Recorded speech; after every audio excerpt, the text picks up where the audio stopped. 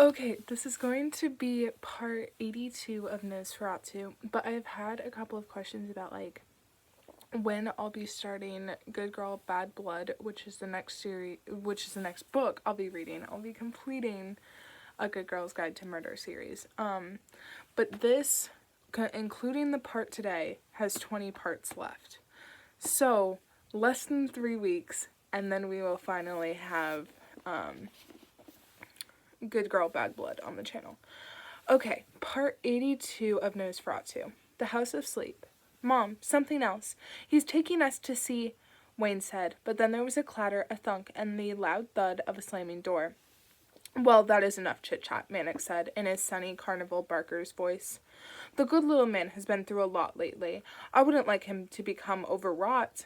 Vic wept. She put a fist against the kitchen counter and swayed, crying into the phone.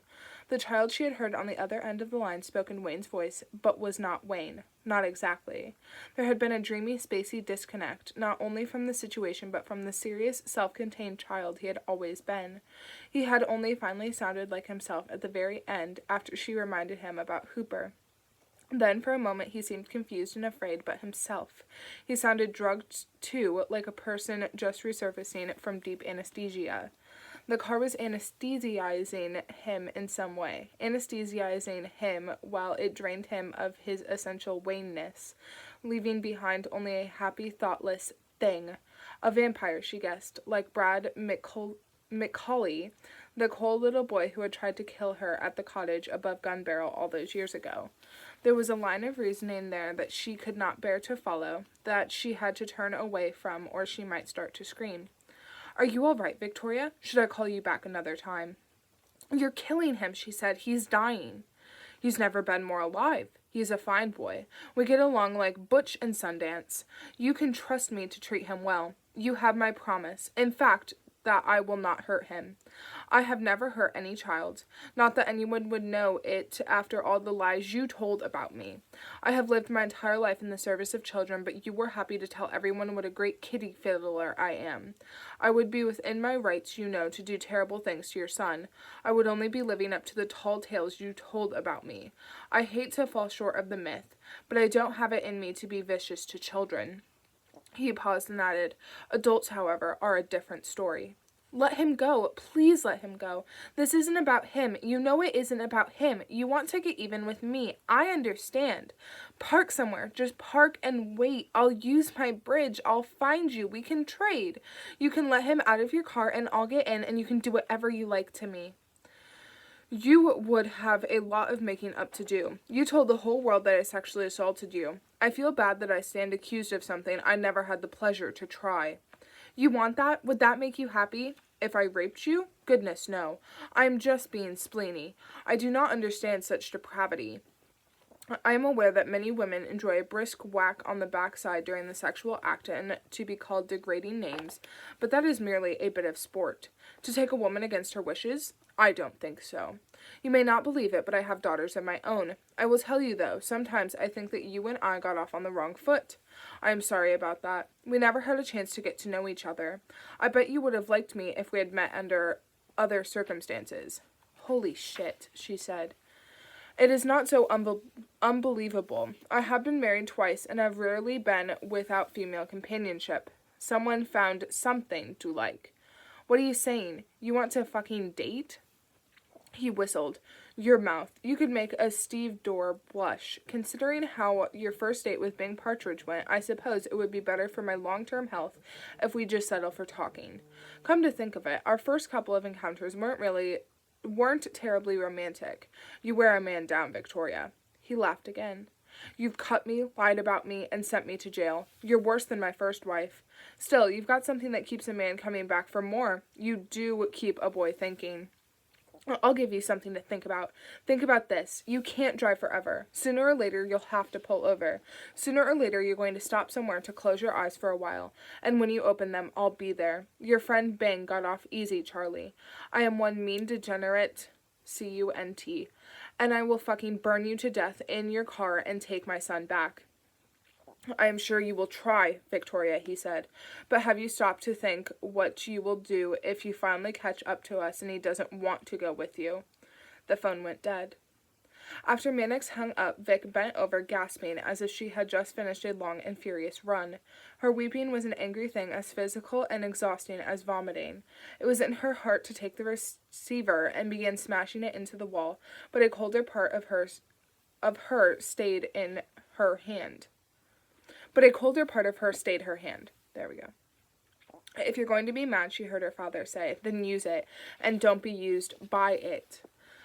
Had he ever actually said such a thing? She didn't know, only that she heard his voice in her head. When she was done crying, her eyes were sore and her face burned. She started to walk to the sink, felt something tug at her hand, and realized she was still holding the receiver, which was attached to the wall phone by a long black coiled line. Vic walked it back to its cradle, then stood looking at the rotary dial. She felt empty and sore, yet now that her crying jag was past, she also felt, for the first time in days, a kind of peace, much like the calm she felt when she was sketching one of her search engine illustrations. There were people to call, there were choices to make. In a search engine puzzle, there was always a lot of distracting visual information, a lot of noise. The first book had culminated inside an alien spaceship. Search Engine had to find his way through a cross-section of the craft, flipping various self-destruct switches as he went and arriving finally at the escape pod. Between him and freedom, there were lasers, locked doors, radiation-filled compartments, and angry extraterrestrials that looked like big cubes of coconut jelly. Adults had a harder time with it than children did, and Vic had gradually realized that this was because grown-ups were always trying to see their way through to the end, and they couldn't do it because there was too much information. There was too much to look at, too much to think about. Children, though, didn't stand back from the puzzle and look at the whole thing. They pretended they were Search Engine, the hero of the story, down inside the puzzle itself, and they looked at only the little bit he could see, each step of the way. The difference between childhood and adulthood, Vic had come to believe, was the difference between imagination and resignation. You traded one for the other and lost your way. Vic saw, already, that she didn't really need to find Mannix at all. It was as hopeless as trying to hit one flying arrow with another.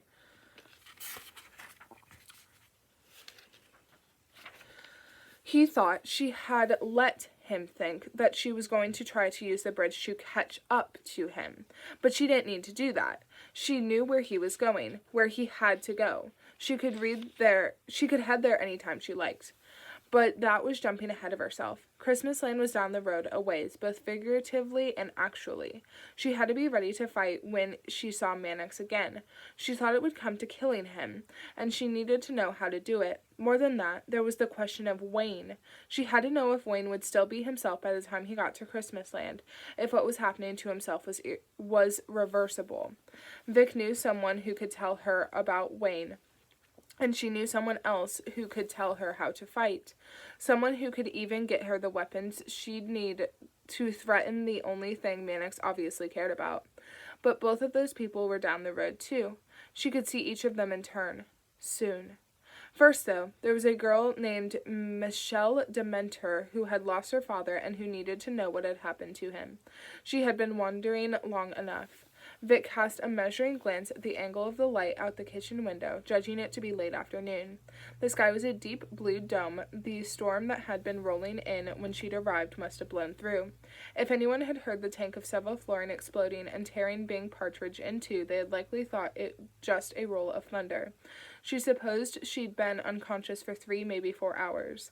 She took a look at the stack of envelopes on the kitchen counter. The gas mask man's mail was addressed to Bing Partridge, 25 Block Lane, Sugar Creek, Pennsylvania, 16323. That was going to be a hard one to explain. 4 hours was not enough time to get to Pennsylvania from New Hampshire, not even with the hammer down all the way. Then it occurred to her that she didn't need to explain it. Other people could worry about explanations. She dialed. She knew the number by heart. Yes, Lou said. She had not been sure that Lou would answer. She had expected Hutter, or possibly the other one, the ugly cop with the bushy white eyebrows, Daltrey. She could tell him where to find his lighter. The sound of Lou's voice made her feel a little weak, robbed her momentarily of her certainty.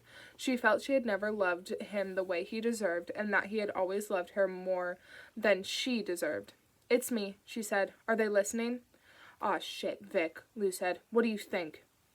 Tabitha Hutter said, "I'm here, Vic. jumping onto the line and into the conversation. You've got a lot of people here pretty upset.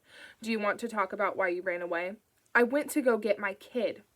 I know there are things you haven't told me, maybe things you were afraid to tell me, but I need to hear them, Vic. Whatever you've been doing for the last 24 hours, I'm sure you think you had to do it. I'm sure you thought it was right. 24 hours? What do you mean? 24 hours? That's how long we've been looking for you. You pulled one heck of a disappearing act. We'll have to talk about how you did that sometime. Why don't you tell me where? It's been 24 hours, Vic cried again. The idea that she had lost a whole day seemed, in its own way, as incredible as a car that ran on human souls instead of unleaded. Hutter said, quietly, patiently, Vic, I want you to stay where you are. I can't do that. You have to. No, shut up. Just listen. You need to locate a girl named Michelle Dementor. She lives in Brandenburg, Kentucky. Her father has been missing for a while. She's probably out of her mind with worry. He's here, downstairs, in the basement. He's dead. Been dead for a few days, I think. Do you have that? Yes, You treat him well, goddammit. Don't just stick him in a drawer in some fucking morgue. Get someone to sit with him until his daughter shows up. He's been alone long enough. What happened to him? He was killed by a man named Bing Partridge. Bing was the guy in the gas mask who shot at me, the man you didn't think existed. He was working with Mannix. I think they have a long history together. Vic, Charlie Mannix is dead. No, he isn't. I saw him and so did Nathan Dementor. Dementor will back up my story. Vic, Tabitha said, you just told me Nathan Dementor is dead. How is he going to back up your story? I want you to slow down. You've been through a lot. I have not had a fucking break with reality. I have not been having imaginary conversations with a dead man. Dementor left a note, all right? A note naming Mannix. Lou, are you still on the line? Yeah, Vic, I'm here. Are you okay? I talked to Wayne this morning, Lou. He's alive. He's still alive, and I'm going to get him back. Oh, Jesus, he said, and his voice went rough with emotion, and she knew he was trying not to cry. Oh, Jesus. What did he say? He hasn't been hurt, she said. Victoria? Tabitha Hutter said. When did you... Hang on, Lou cried. Vic, dude, you can't do this alone. You can't cross this bridge alone.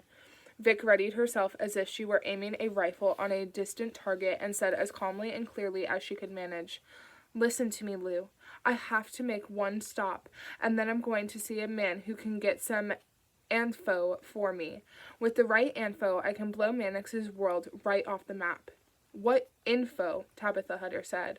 Victoria, Lou is right. You can't deal with this on your own. Come in and talk to us.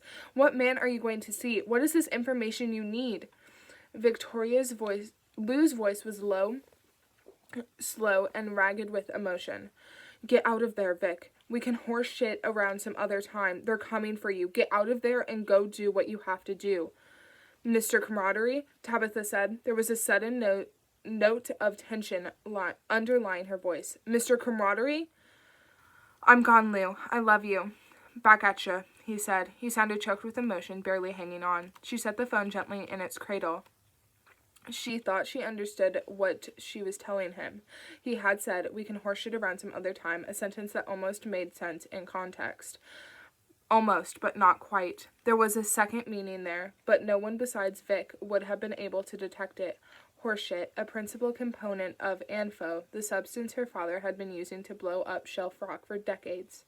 She limped on her bad left leg to the sink and ran some cool water, splashed it onto her face and hands.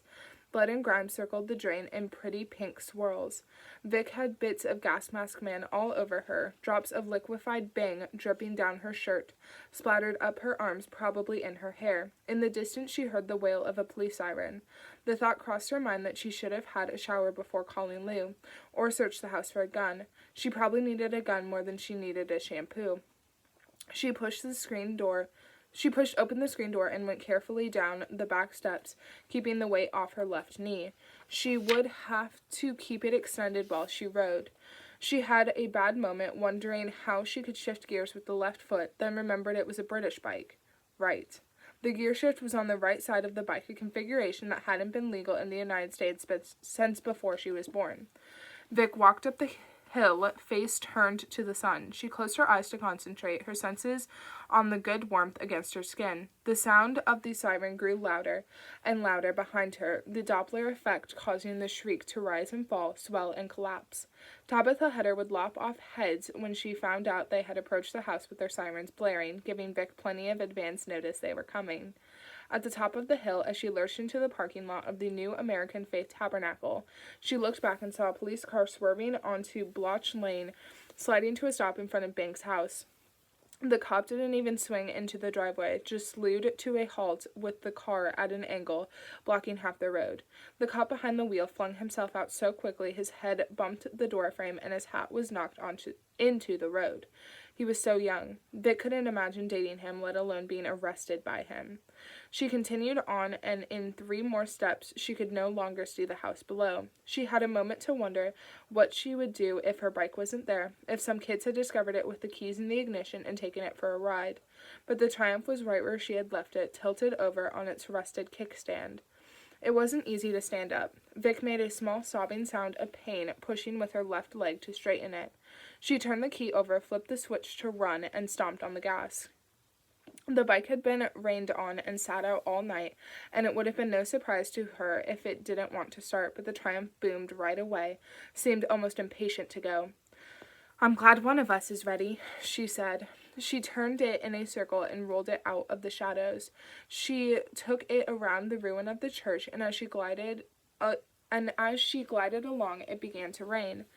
Water fell glittering and brilliant from the sunlit sky, raindrops as cold as October. It felt good on her skin and her dry, bloody, dirty hair. "Rain, rain," she said softly. "Come again and wash this mess away." The Triumph and the woman upon it inscribed a great loop around the charred sticks that had once been a house of worship. When she had returned to the place where she started, the bridge was there, set back in the woods, just as it had been the day before. Only it had turned itself around, so as she drove onto it, she entered from what she thought of as the eastern side. There was a green spray paint on the wall to her left. "Here," it said. She rolled onto the old rotten boards. Planks rattled beneath her tires. As the sound of the engine faded in the distance, a crow landed at the entrance to the bridge and stared into its dark mouth. When the bridge disappeared 2 minutes later, it went all at once, popped out of existence like a balloon pricked by a pin. It even banged like a balloon and emitted a clear, shimmering shockwave that hit the crow like a speeding car, blew off half its feathers, and threw it 20 feet. It was dead by the time it hit the ground. Just another piece of roadkill.